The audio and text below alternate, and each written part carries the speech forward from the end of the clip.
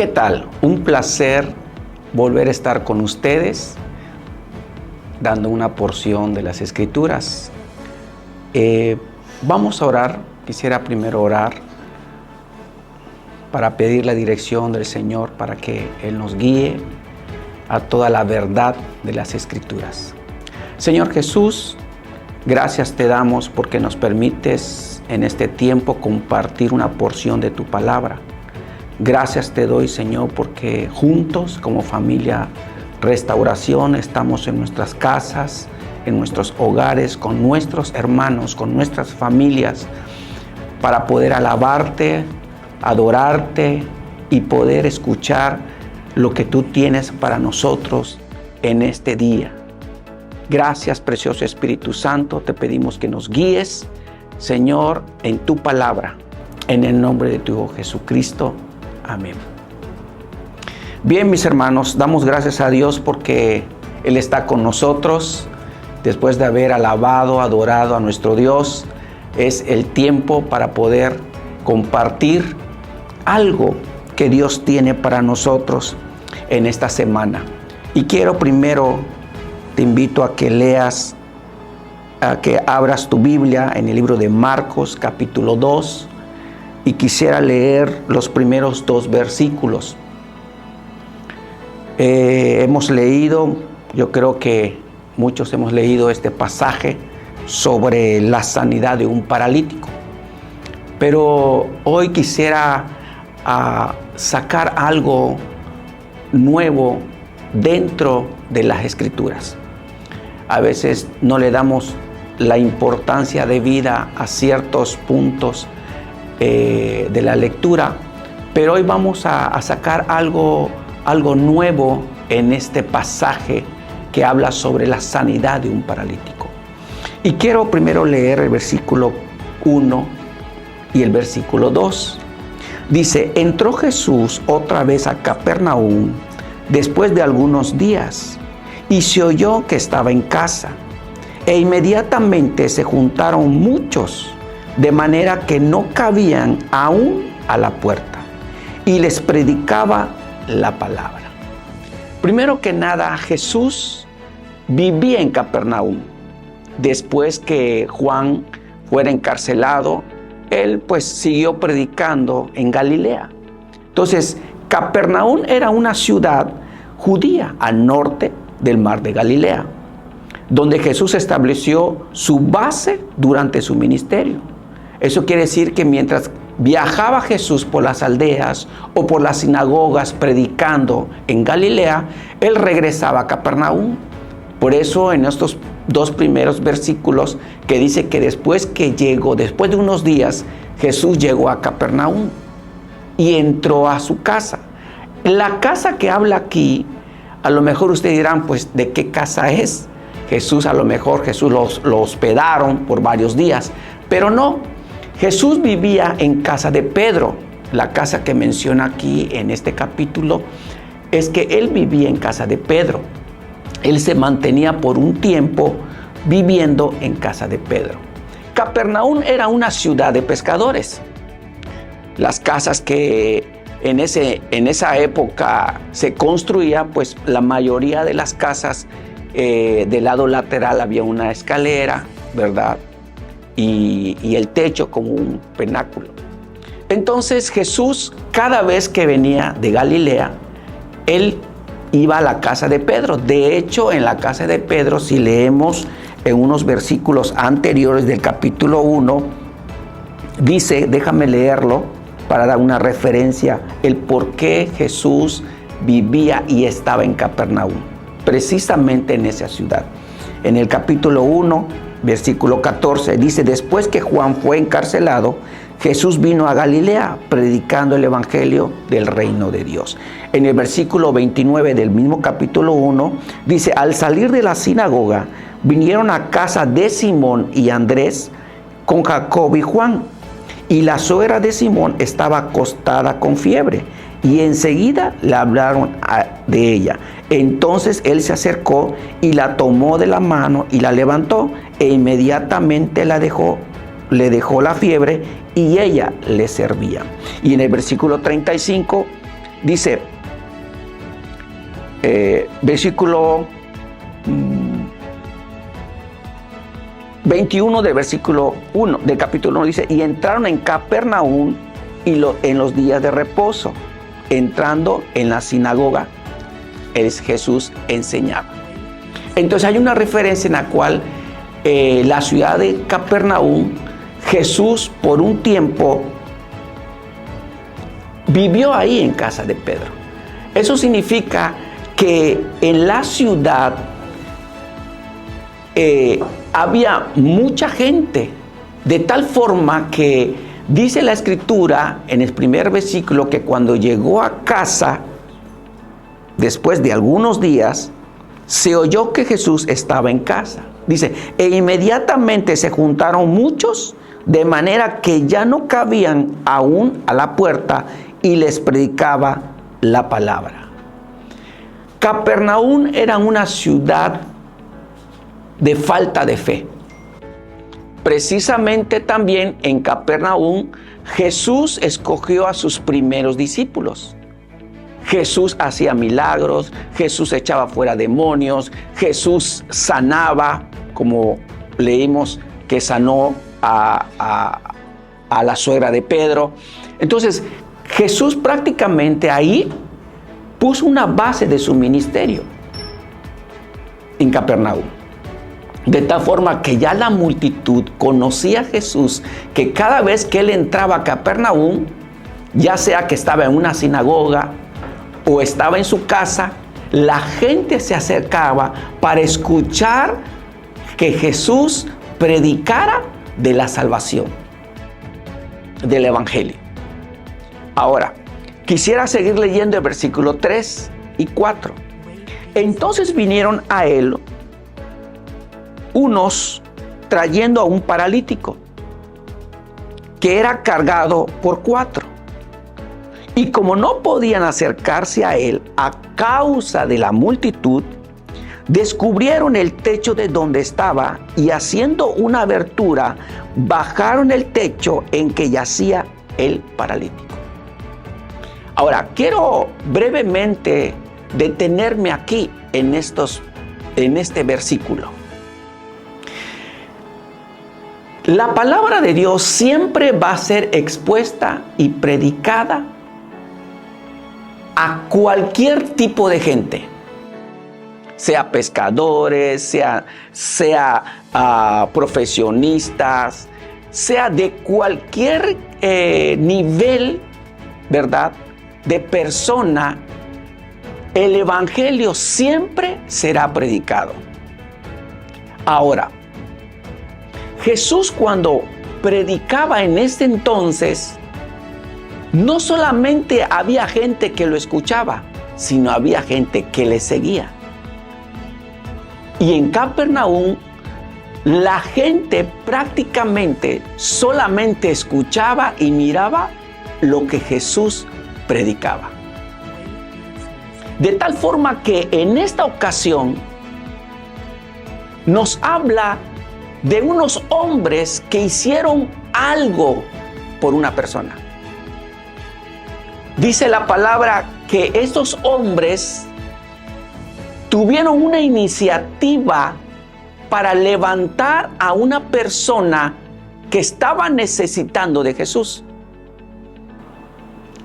No era imaginémonos a Jesús en la casa hablando y predicando con una multitud, porque especifica que después que se llenó la casa, que no había dónde entrar y de repente ya era una multitud, ninguna de esas personas que habla de la multitud quizás tuvieron la intención de agarrar a este hombre que estaba a lo mejor tirado.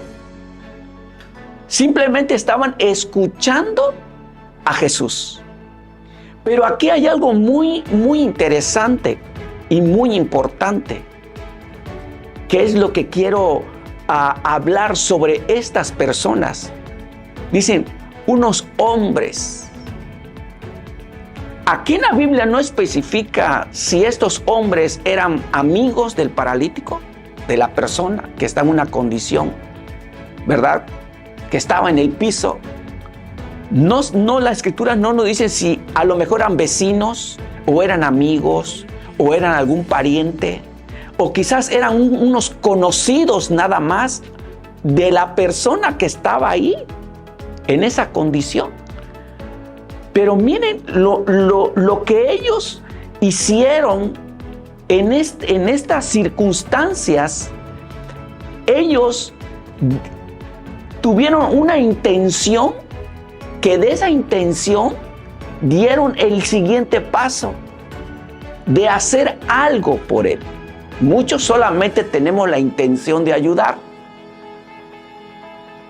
Tenemos la intención de hacer algo por alguien. Pero solamente nos quedamos ahí con una sola intención. Pero mira estos, que no solamente tuvieron la intención, sino hicieron algo, produjeron algo, hicieron algo tan importante para el paralítico. Ellos deseaban acercar a este hombre a Jesús. Solamente son 4 personas.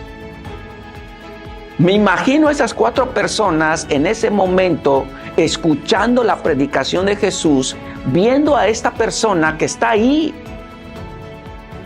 que no se podía mover. Y a lo mejor ellos dijeron, ¿lo hacemos? Tenemos la intención de ayudarlo, pero ¿cómo lo hacemos? Pero en ellos surgió algo que a pocos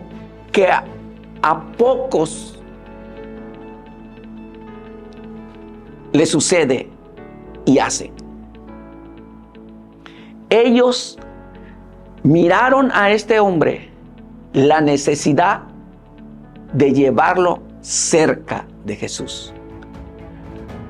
Porque podríamos pensar de que Jesús no solamente fue una vez o predicó 1 o 2 veces ahí en Capernaum, sino era una constante predicación del Evangelio.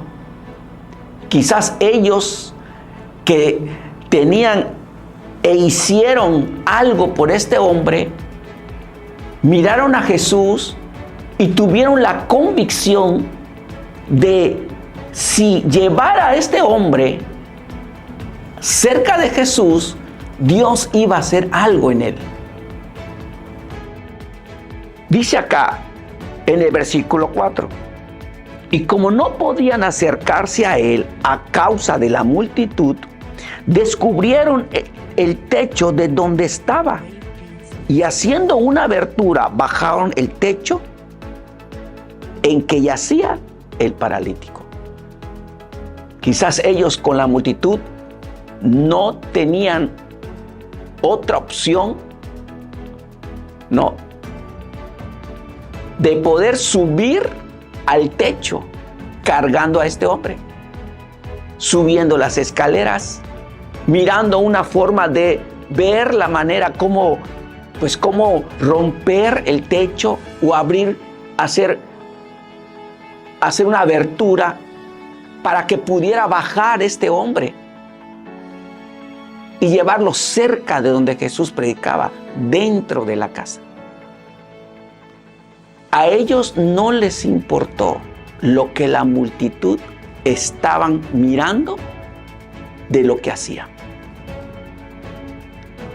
Cuando uno tiene la intención, la manera siempre saldrá y la forma para hacer y ayudar a aquel que lo necesita. Este paralítico no podía ni hablar, no podía moverse. Pero mira qué dice el versículo 5. Al ver Jesús la fe de ellos, al ver Jesús la fe de ellos. Ellos hicieron todo lo posible, hasta lo imposible, para acercar a este hombre a Jesús. Y lo hicieron. Y dijo Jesús, por la fe de ellos. Estoy seguro que el paralítico no tenía la fe y no creía que Jesús lo iba a perdonar y a salvar. Pero a causa de estos hombres de fe que tuvieron fe, la fe los llevó a que estamos seguros que si a este hombre lo llevamos a como de lugar y lo ponemos cerca de Jesús, estamos seguros que Jesús va a hacer algo por él. Ahora, la condición de este hombre, la terrible condición física de este hombre que estaba enfermo, fue debido a su vida pecaminosa. Porque este hombre no nació paralítico. A causa de que tuvo una vida pecaminosa, las circunstancias lo llevó a esa condición física. De tal forma que él quizás no tenía la fe como la que tuvieron los 4 que lo levantaron, lo llevaron y lo dejaron cerca de Jesús. Ahora, yo quisiera preguntarles, hermanos, ¿nosotros haríamos lo mismo? ¿Nosotros haríamos lo mismo que estos 4 hombres de fe? Porque desde que tú llevas a alguien, levantas a alguien y lo acercas a Jesús, es porque la fe de ellos también hace que el poder de Dios sea manifestado en aquel. Por eso dijo Jesús, por la fe de ellos, no por la fe de la multitud.